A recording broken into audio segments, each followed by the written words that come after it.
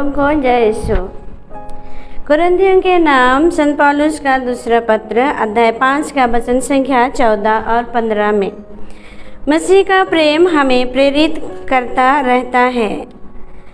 हम यह समझ गए हैं, मसीह सबके लिए मर गए, जिसे जो जीवित है वह उनके लिए जीवन बिताए जो उनके लिए मर गए और जी उठे। ख्रिस्त में प्यारे भाई और बहनों, संत पौलुस हमें बार बार याद दिलाते हैं कि ईश्वर का प्रेम हमें प्रेरित करता रहता है। कोई भी अच्छा काम करने के लिए संपूर्ण ज्ञान की ओर ईश्वर का प्रेम हमें प्रेरित करता रहता है। रोमियों के नाम पत्र अध्याय 8 का वचन संख्या 28 में भी हम लोग पाते हैं, हम जानते हैं कि जो लोग ईश्वर को प्यार करते हैं उनके कल्याण के लिए उनकी सभी बातों में सहायता करता है।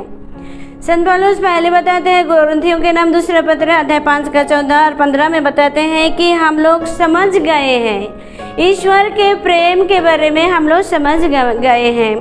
रोमियों के पत्र अध्याय 8 का वचन संख्या 28 में हम लोग ये पाते हैं कि हम जानते हैं। संत पौलुस कहते हैं हम लोग जानते हैं, ईश्वर का प्रेम के बारे में हम लोग जानते हैं कि ईश्वर की प्रेम हमें बार बार प्रेरित करता है कि हम लोगों के जो प्रभु ने चुना है उन लोगों के कल्याण के लिए प्रभु हर बातों में हमें सहायता करते हैं। हमारे जीवन में जो भी हम लोग अच्छा करना चाहते हैं पर हम लोग अच्छाई के जगह बुराई कर देते हैं, क्योंकि ईश्वर के प्रेम से प्रेरित नहीं होते हैं। जब हम लोग ईश्वर के प्रेम से प्रेरित होते हैं तो हम लोग ईश्वर की हर एक प्रेम को या हर एक योजना को समझ जाते हैं।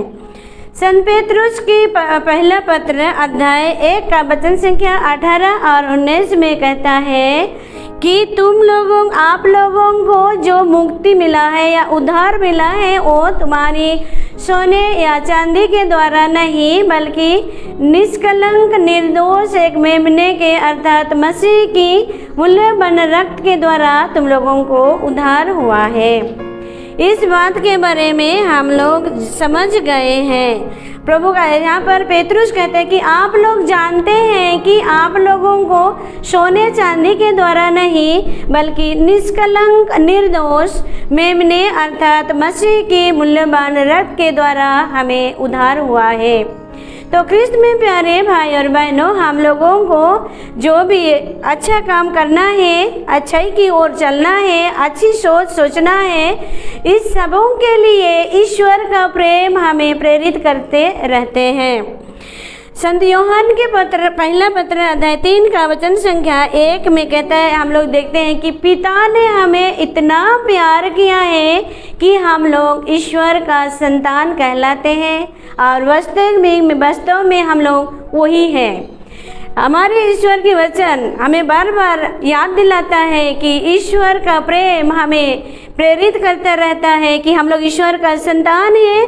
अतएव ईश्वर का संतान जब हम लोग हैं तो ईश्वर के कदमों पर ही हमें चलना है।